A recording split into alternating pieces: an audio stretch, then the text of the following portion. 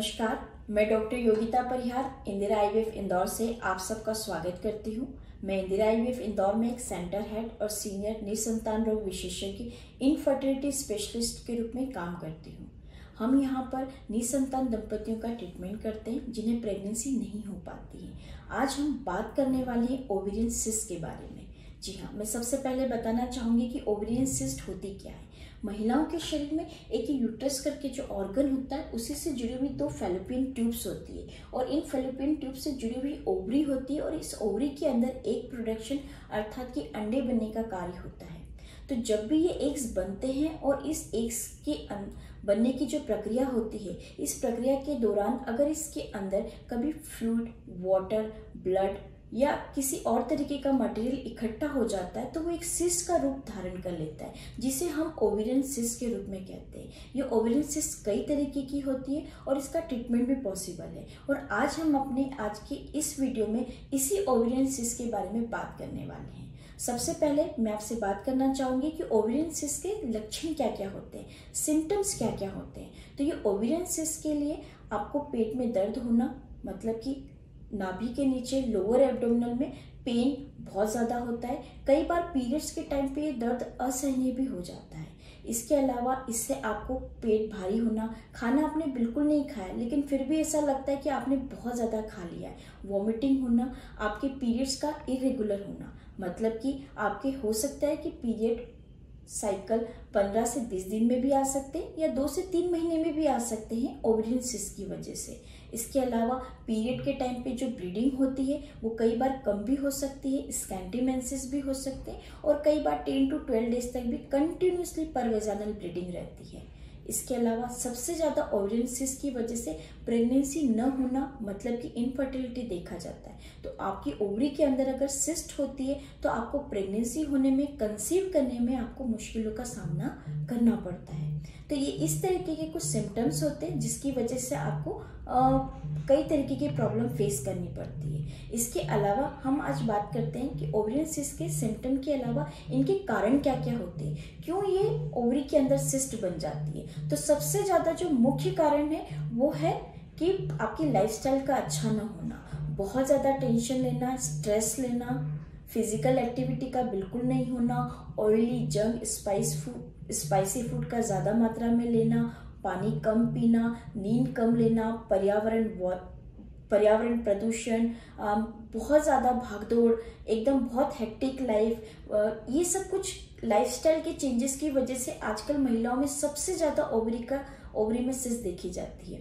इसके अलावा दूसरा मुख्य कारण होता है हार्मोनल इम्बैलेंस। हार्मोन की अनियमितता की वजह से महिलाओं में ये सिस्ट देखी जाती है। इसके अलावा कुछ फैमिली जेनेटिक कारणों की वजह से कई बार कुछ कैंसरस सिस्ट भी देखी जाती है। तो ये इस तरीके के कुछ कारण होते हैं जिसकी वजह से महिलाओं में ओवरी के अंदर सिस्ट देखी जाती है। अब हम बात करते हैं कि ओवरी की सिस्ट किस तरीके की होती है, किस वैरायटी की होती है। तो जैसे कि आपको पता है कि पीरियड के साथ में ही जब फॉलिकल डेवलप होता है, मतलब एग बढ़ने लगता है, तो कई बार ये एग जो रहता है रप्चर नहीं हो पाता है, ट्यूब के अंदर नहीं आ पाता है और वो जो फॉलिकल है वो फॉलिकुलर सिस्ट के रूप में बन जाता है। तो इसके लिए आपको कुछ बहुत ज़्यादा मेहनत नहीं करनी पड़ती। सामान्यतः पीरियड के साथ ये फॉलिकुलर सिस्ट है वो डिसॉल्व हो जाती है, मतलब कि खत्म हो जाती है, नष्ट हो जाती है। इसके लिए कई बार कोई मेडिसिन भी नहीं लेनी पड़ती। और अगर ये अपने आप से फॉलिकुलर सिस्ट ठीक नहीं होती है तो आपको डॉक्टर के द्वारा हार्मोनल ट्रीटमेंट लेना पड़ता है, अदरवाइज इससे आपको कोई भी प्रॉब्लम नहीं होती है। इसके अलावा आपको कॉर्पस ल्यूटियम सिस्ट भी देखने को मिलती है। ओव्यूलेशन के बाद महिलाओं में कॉर्पस ल्यूटियम बनता है और कई बार ये एक सिस्ट का रूप में बन जाती है और सामान्यतः ये भी फॉलिकुलर सिस्ट की तरह सामान्य तरह से डिसॉल्व हो जाती है, ठीक हो जाती है और कई बार न होने पर डॉक्टर के द्वारा इसको भी हार्मोनल मेडिसिन के द्वारा ठीक किया जा सकता है। एक और तरीके की सिस्ट होती है जिसको हम बोलते हैं पीसीओडी, मतलब पॉलीसिस्टिक ओवरी डिसीज। ये आजकल महिलाओं में बहुत ज़्यादा देखी जाती है और इसका होना वही लाइफस्टाइल का अच्छा ना होना और हार्मोनल इम्बैलेंस की वजह से होती है। इस पीसीओडी की समस्या में ओवरी के अंदर खूब सारे मल्टीपल एग्स हो जाते हैं जो मधुमक्खी के छत्ते की तरह दिखाई देते हैं। इतने सारे एग्स होते हैं कि कोई भी फॉलिकल टाइमली ओवुलेट नहीं हो पाता है, मतलब कि एग रिलीज नहीं हो पाता है, जिसकी वजह से इन महिलाओं को पीरियड भी बहुत देर से होते हैं। और पीसीओडी में सबसे ज़्यादा जो मुख्य लक्षण देखे जाते हैं वो होता है मोटापा। आप कितनी भी डाइटिंग करते हैं, आप कितनी भी एक्सरसाइज करते हैं, उसके बेहिसाब से आपका वजन बढ़ता ही जाता है। दूसरा, हिरसुटिज्म, चेहरे पर, शरीर पर अनियमित बालों का बहुत ज़्यादा होना। और तीसरा, इसके में प्रेगनेंसी न होना, इनफर्टिलिटी की प्रॉब्लम देखी जाती है। और पीसीओडी के ट्रीटमेंट के लिए सबसे ज़रूरी होता है कि आप अपनी लाइफस्टाइल को अच्छा करें, जिससे कि पीसीओडी को ठीक किया जा सकता है। और कुछ हार्मोनल मेडिसिन होती है जो डॉक्टर गायनेकोलॉजिस्ट के द्वारा आपको सलाह दी जाती है, उसके द्वारा पीसीओडी भी ठीक किया जाता है। जब अगर पीसीओडी बहुत ज़्यादा हो जाता है तो हम उसको लैप्रोस्कोपिक ओवेरियन ड्रिलिंग के द्वारा, मतलब कि हम नाभि के थ्रू उसमें एक लैप्रोस्कोप डालते हैं और जो इतने सारे एग्स होते हैं उनमें से कुछ फॉलिकल को हम ड्रिल अर्थात कि पंक्चर कर देते हैं, जिससे कि वो नंबर ऑफ एग्स कम हो जाते हैं। तो पीसीओडी को लैप्रोस्कोपिक ओवेरियन ड्रिलिंग के द्वारा भी ट्रीटमेंट किया जाता है और जिससे कि आपको कंसीव करने में हेल्प होती है। इसके अलावा आपको हेमरेजिक सिस्ट भी देखने को मिलती है। हेमरेजिक सिस्ट में नॉर्मली ये सिस्ट की तरह होती है, लेकिन नॉर्मल सिस्ट में वाटर या फ्लूइड कलेक्ट होता है, लेकिन हेमरेजिक सिस्ट में ब्लड कलेक्ट हो जाता है और जिसे हम हेमरेजिक सिस्ट का नाम देते हैं। यह सिस्ट भी नॉर्मल ट्रांसवेजाइनल सोनोग्राफी द्वारा आइडेंटिफाई की जाती है। कई बार छोटी मोटी हेमरेजिक सिस्ट होती है तो अपने आप ही ठीक हो जाती है, और अगर बड़ी सिस्ट होती है तो इसको हार्मोनल ट्रीटमेंट के द्वारा ठीक किया जाता है। कई बार बहुत बड़ी परसिस्टेंट सिस्ट हो जाती है तो लैप्रोस्कोपी के द्वारा भी इसको ठीक करने की जरूरत पड़ती है। इसके अलावा आती है चॉकलेट सिस्ट। इसे हम एंडोमेट्रियोटिक सिस्ट भी कहते हैं, जैसे कि आप नाम से समझ सकते हैं कि चॉकलेट सिस्ट ये चॉकलेट कलर की होती है। नॉर्मली जो एंडोमेट्रियल फ्लूइड होता है वो यूट्रस की कैविटी के अंदर होता है। अगर ये एंडोमेट्रियोटिक फ्लूइड फैलोपियन ट्यूब या ओवरी के अंदर कलेक्ट हो जाता है तो ये चॉकलेट सिस्ट के रूप में बन जाती है। और इस सिस्ट को हम लोग एक जिद्दी सिस्ट के रूप में जानते हैं, क्योंकि इस सिस्ट को जब भी हम रिमूव करते हैं थोड़े ही टाइम बाद में ये सिस्ट फिर से बन जाती है। मतलब कि एंडोमेट्रियोटिक चॉकलेट सिस्ट के रिकरेंस के चांसेस सबसे ज़्यादा होते हैं और इसको भी हार्मोनल ट्रीटमेंट के द्वारा और मोस्टली डॉक्टर्स इसे लैप्रोस्कोपी के द्वारा चॉकलेट सिस्ट रिमूव करके इसका ट्रीटमेंट करते हैं। लेकिन फिर भी यही है कि थोड़े टाइम बाद इसके फिर से होने के अर्थात कि रिकरेंट होने के चांसेस ज़्यादा रहते हैं। इसके अलावा चॉकलेट सिस्ट के अलावा कई बार महिलाओं में कुछ कैंसरस सिस्ट भी देखी जाती है, जिसे हम CA-125 मार्कर के द्वारा डिटेक्ट करते हैं। यह सिस्ट कई बार फैमिली हिस्ट्री होने पर भी होती है और ज़्यादातर ये सिस्ट 35 साल की बाद की महिलाओं में ही देखी जाती है। तो ऐसे में अगर आपकी फैमिली कंप्लीट हो चुकी है तो हम इसे इस तरीके की ओवरीज को या सिस्ट को रिमूव करके बायोप्सी करके इसको कंफर्म करके कि किस तरीके की सिस्ट है उसका पता करते हैं। अगर ये मलिग्नेंट अर्थात कैंसरस सिस्ट होती है तो इसके लिए हम रेडियोथेरेपी या कीमोथेरेपी की भी एडवाइस दी जाती है। तो जैसे कि आप देख रहे हैं कि अपन ने इतनी सारी सिस्ट के बारे में जानकारी ली है। इन सिस्ट का कई तरीके के होते हैं और इन सिस्ट को पता करने का तरीका यही होता है कि सोनोग्राफी के द्वारा ये पता की जाती है। कई बार ज़्यादा सिस्ट डिसॉल्व रहती है तो हम लोग इसके लिए CT स्कैन MRI की भी सलाह देते हैं और कैंसरस सिस्ट होने के अंदेशा में CA-125 जैसे मार्कर से भी इसका पता करते हैं। ओवेरियन सिस्ट की वजह से कई बार प्रेगनेंसी न होना, कंसीव करने में दिक्कत होना भी बहुत ज़्यादा देखा जाता है। क्यों?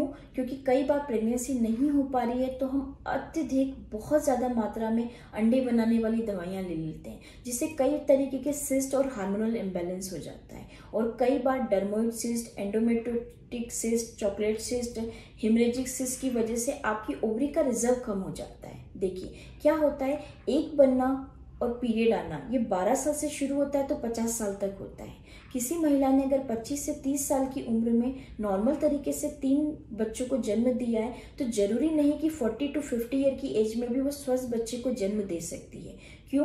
क्योंकि उम्र के साथ साथ इन अंडों की क्वालिटी खराब हो जाती है, जिससे हम ओवरी के रिजर्व को कम होना कहते हैं। तो कई बार haemorrhagic, chocolate cyst, dermoid cyst इनकी वजह से आपकी ओवरी का रिजर्व मतलब कि अंडों की संख्या कम हो जाती है, जिसकी वजह से आपको कंसीव करने में, प्रेग्नेंट होने में परेशानी होती है। तो अगर आपके पास फॉलिकुलर कॉर्पस लुटियम सिस्ट जैसी होती है तो आप किसी अच्छे इनफर्टिलिटी स्पेशलिस्ट से सलाह लें, वो हार्मोनल ट्रीटमेंट के द्वारा सबसे पहले इन सिस्ट को डिसॉल्व करते हैं और उसके बाद में सही मात्रा में प्रॉपर डोज के साथ में आपको ओव्यूलेटरी ड्रग के साथ में ओव्यूलेशन स्टडी की सलाह देते हैं। और अगर इनसे प्रेगनेंसी नहीं हो पाती है और आपका ओवरी का रिजर्व बहुत कम हो गया है या पीसीओडी आपको बहुत ज़्यादा है, तो ऐसी स्थिति में आप किसी अच्छे आईवीएफ सेंटर से, अच्छे इनफर्टिलिटी स्पेशलिस्ट से सीधे आप आईवीएफ इक्सी जैसे ट्रीटमेंट का सहारा लें। इस प्रक्रिया में हम हार्मोन्स के इंजेक्शंस लगाते हैं आपको 10-12 दिन तक और इस ओवरी के अंदर आपके एग्स को बनाते हैं और फिर नीचे के रूट से, वेजाइनल रूट से आपके एग्स को बॉडी के बाहर निकालते हैं और आपके हस्बैंड के स्पर्म से इनसे एम्ब्रियो बना के इन एम्ब्रियो को आपके यूट्रस में ट्रांसफर कर देते हैं। तो जो फर्टिलाइजेशन ट्यूब में होता है वो काम हम शरीर के बाहर कर रहे हैं, इसलिए इसे आईवीएफ या टेस्ट ट्यूब बेबी कहते हैं। तो ऐसी महिलाएं जिन्हें बहुत ज़्यादा शिकायत रहती है कि उनकी ओवरी सिस्ट बनती रहती है या जिनका ओवरी का रिजर्व कम है, चॉकलेट सिस्ट है, डर्मोइड सिस्ट है या बहुत ज़्यादा सीवियर पीसीओडी है, ऐसी स्थिति में मैं उन्हें सीधे आईवीएफ इक्सी जैसी सलाह दूंगी। कई बार पीसीओडी को हम लेप्रोस्कोपी, ओवेरियन ड्रिलिंग के द्वारा भी ठीक करते हैं, जिसके द्वारा भी कंसीव किया जा सकता है। बट अगर उससे आपको कंसीव नहीं हो पा रहा है तो भी आप आईवीएफ इक्सी जैसी पद्धति का सहारा लें। कई बार हम सोचते हैं कि आईवीएफ तो बहुत महंगा होता है और कई तरीके की मिथ होती है तो हम ट्रीटमेंट नहीं कराते, बट एज के साथ साथ ये आपकी ओवरी का रिजर्व इतना कम हो जाता है कि फिर आपको आपके खुद के एग से प्रेगनेंसी नहीं हो पाती है। फिर हमें आपको आईवीएफ के साथ डोनर प्रोग्राम की सलाह देनी पड़ती है, मतलब कि आपके एग से आपको स्वस्थ बच्चा नहीं हो सकता है। तो इस स्थिति में हम बैंक से किसी और महिला का अंडा लेते हैं, आपके हस्बैंड के स्पर्म से एम्ब्रियो बनाते हैं और उस एम्ब्रियो को आपके यूट्रस में ट्रांसफर किया जाता है, जिससे कि आप कंसीव कर सके, माँ बन सके। क्यों कि इस वजह से आपकी ओवरी में सिस्ट होने की वजह से आपको कंसीव करने में प्रॉब्लम हो रही है या फिर आपकी ओवरी का रिजर्व बहुत कम हो गया है, ऐसी स्थिति में ही हम आपको डोनर प्रोग्राम की सलाह देते हैं। अदरवाइज आईवीएफ इक्सी अच्छे प्रोटोकॉल के द्वारा आपका ट्रीटमेंट संभव है। आजकल मार्केट में आईवीएफ काफ़ी कम रेट में भी किया जाता है और इसके अलावा कुछ अच्छे इंजेक्शन जैसे रिकॉम्बिनेंट इंजेक्शन्स आ गए हैं, ईएमआई की भी सुविधाएं उपलब्ध है, जिससे कि आप आईवीएफ इक्सी जैसे ट्रीटमेंट का सहारा ले सकते हैं माँ बनने के लिए। तो मैं आपसे फिर से यही कहना चाहूँगी कि आप लोग कई बार सोनोग्राफी की रिपोर्ट में देखते रहते हैं कि आपको कई तरीके की ovarian cyst, follicular, corpus luteum, haemorrhagic, chocolate cyst देखी जाती है। आप किसी अच्छे डॉक्टर से संपर्क करें, जल्द से जल्द ट्रीटमेंट लें और जल्द से जल्द आप माँ बनने का सुख ले सकें। Thank you.